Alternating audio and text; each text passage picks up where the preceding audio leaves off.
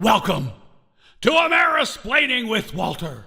And I'm your host, broadcast legend Walter Broha.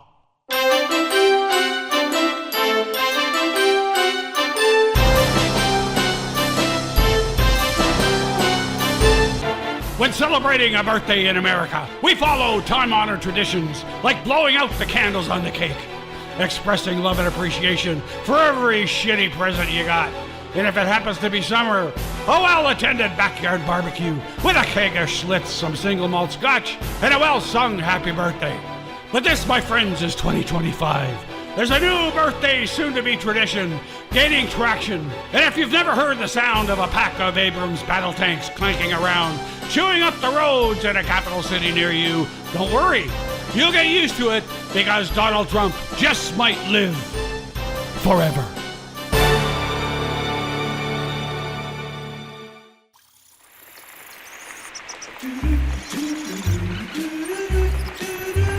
So here I am, still sitting here in my favorite comfy veranda chair at my comfy cabin overlooking my comfy lake just outside of Chagrin Falls, North Dakota. Though, Jesus H. Matilda, we're in the middle of a hell of a thunderstorm. Good for the farmers, I guess, because if you're going to let a mature crop of soybeans rot in the field because Homeland Security sent all your migrant workers back to Central America, you at least want it to be a good-looking mature crop of soybeans rotting in the field. And don't forget to hang in for this episode's incredible piece of music that will somehow be tangentially related to the subject matter. I haven't heard it yet, but we do have some special guests who haven't yet made an appearance on Amerispaining with Walter. But my dumbass showrunner, producer, whatever his name is, assures me that it will be very tangential. We have a lot of Amerisplaining to do, so let's get started, shall we? Anyway, speaking of birthdays, I hope a few more are in the cards for me, but I mention that because it has come to my attention that there's a bit of disinformation floating around TikTok and X concerning my well-being. So to set everyone straight, to quote Mark Twain, the reports of my death are greatly exaggerated. Look, I don't know who started it or who's responsible for amplifying it or what's the purpose behind it. Even though I find it heavily dripping in ick, it is rather flattering that thousands of strangers would take time out of their busy day to share a morbid funereal meme of me, leaving thousands of comments, one or two even expressing condolences, many more asking for proof. And that kind of got me thinking about what kind of obituary I would expect to read. Maybe something that would be published in the New York Times. Because after all, I did have a pretty fair relationship with them over the years. Though on occasion we did have a scrap or two. The Times is trying to beef up its subscriber base by appealing to the upscale urban tech bro crowd. They're experimenting with peppering celebrity obituaries with lifestyle topics that relate to factoids in the obituary. So it would go something like this. Broadcast legend Walter Broha starves to death 20 feet away from a large bowl of freshly made, and I'm going to try this, extra creamy cacio e uova with grated cheese. Sitting right there in the fridge, not 20 feet away, beside a late model Chianti, longing to be uncorked. According to the Times, death deprived him of the experience, of the texture, the miraculous mouthfeel, and of course, the subtle blend of flavors that made, oh, here we go again, extra creamy cacio e uova with grated cheese, the star of Oberte's cuisine. I don't know what made the reviewer sadder. Him dying, or the extra creamy whatever the hell that is going to waste. Followed by the recipe and the best local Manhattan organic gardens where, by appointment, the ingredients can be procured. Oh, and by the way, over his long career, was unceremoniously fired by at least 4 major news organizations, none of whom wanted to be reached for comment. And so it goes. Second banana to Chef Boyardee. And the New York Times, like founder Ettore Boyardee, knows exactly how much sauce fits in the can. By the time I get around to posting this episode, that sad parade scenario will have already come and gone. Every paving contractor in the metropolitan Washington area will be out there repairing Constitution Avenue, which I find ironic, since the guy getting the parade has no idea how that storied thoroughfare got its name. Of course, the parade's on the same day that the U.S. Army celebrates the 250th birthday of its founding, which I also find ironic. But just to pedal backwards a little bit here, speaking of obituaries, have you seen any ones for Doge yet? Well, it might be a bit early to write the whole thing off, but Jesus H. Matilda. After a fairly calamitous performance by the Trump-Musk Cheddar Cheese Ensemble, I'll leave it to you to figure out which is the white one and which is, well, never mind.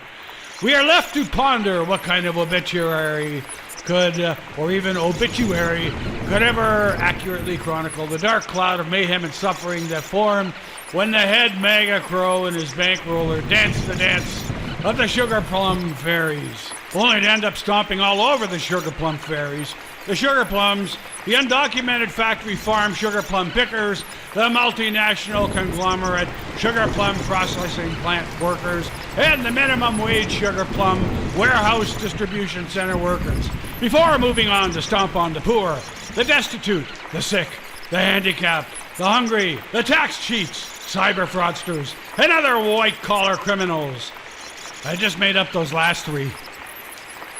If the goal was to cut waste and fraud, which is an admirable one, why did it fail so miserably?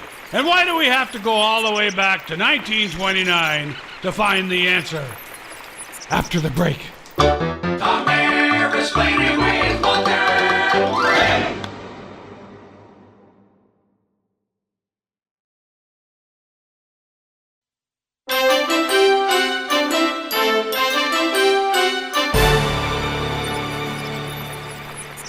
Yep, it's still coming down. Good thing I had a new roof put on a couple of years back.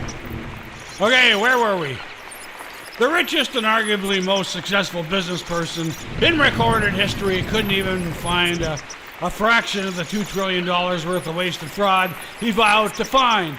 And no matter how much the Dogecoons tried to spin the numbers upward, which they unquestionably did, that pack of inexperienced, unvetted kids running around, wreaking havoc on government agencies, slashing programs and contracts they had no idea what the purpose was, showed mega billions in imaginary savings pinned to an imaginary online receipts wall, only to be fact-checked, forcing them to adjust the numbers drastically downward or reinstating contracts along with the civil servants that administered them. The damage and misery to lives and livelihoods, well, that was the point. So how the hell did that happen? The simple answer, the most obvious to me, can be found in the Bible. No, wait. I'm talking about a version from the early Christian era, containing books that were, for various reasons, later kicked out of the final canon.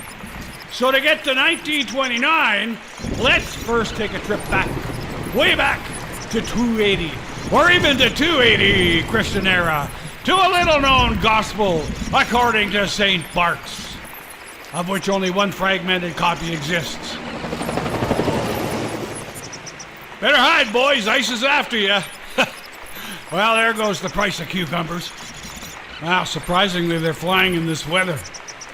Well, if you wanted to be a fly on the wall during the private combos between Jesus and Bart's, it's a pretty intriguing read, especially since the Gospels that made the final cut make no mention of him or of the many parables that Jesus was supposed to have shared with him.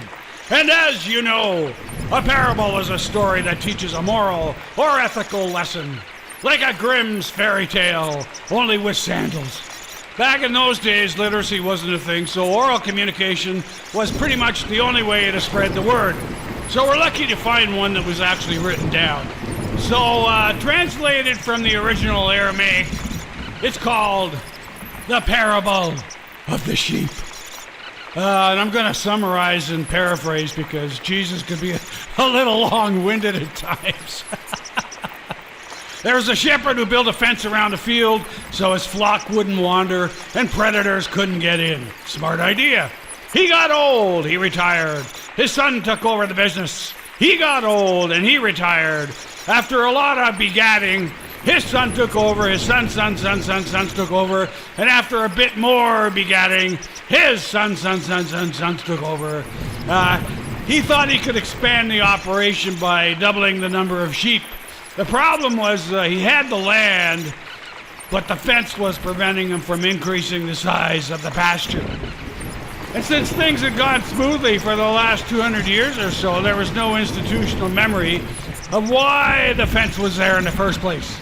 So he tore down the fence and let the flock graze in the open.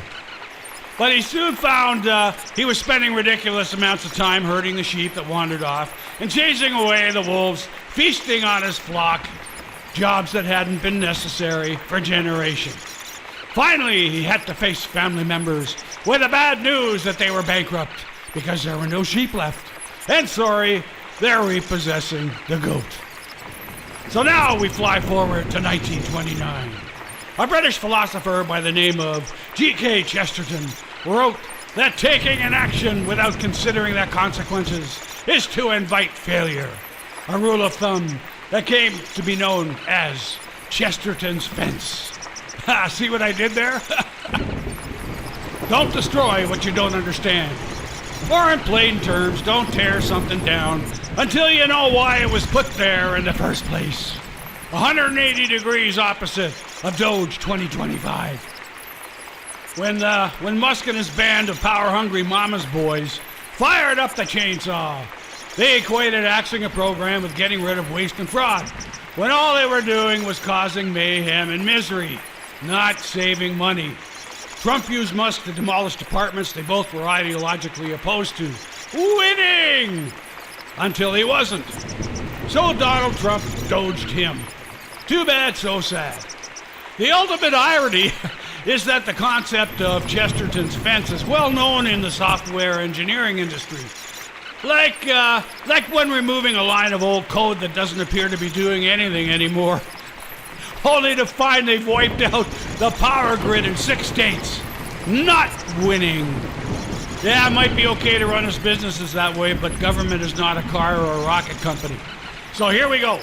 A contribution from the meat and potatoes intellectual. The Broha rule goes thusly. It is possible to be simultaneously brilliant and stupid. Just don't be it within 100 miles of Washington, D.C. And here's another irony.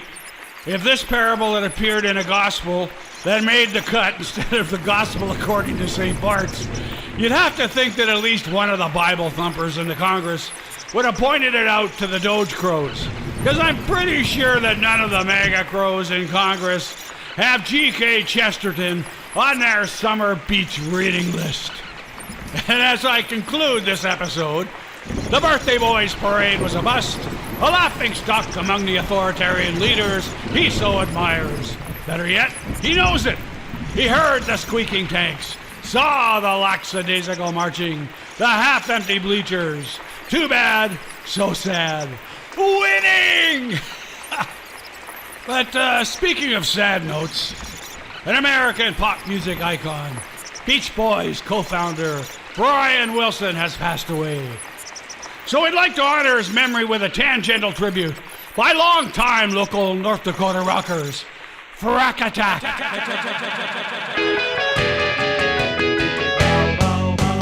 Clickety clanking go the army tanks when they're rolling on down the road.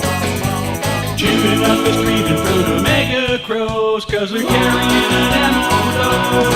Yeah, nothing could be better than to watch a parade when the summer sun is high. Everybody marching, using to their feet, waving as they pass us by. I wanna wave when I'm looking at tanks. Wave when they go clickety clank. We're gonna wave when we're watching the tanks. They go squeaking on down the road. They go squeaking on down the road.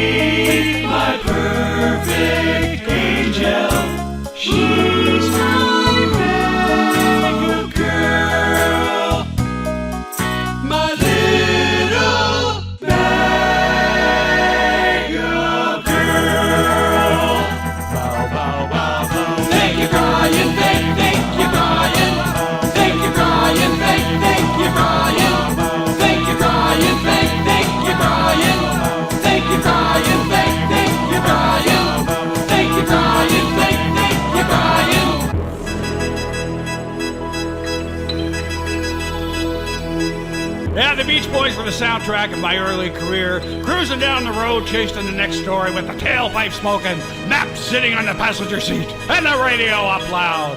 So out of respect, I will not insult that son of a bitch, Blaine Selkirk, who is responsible for pretty much everything.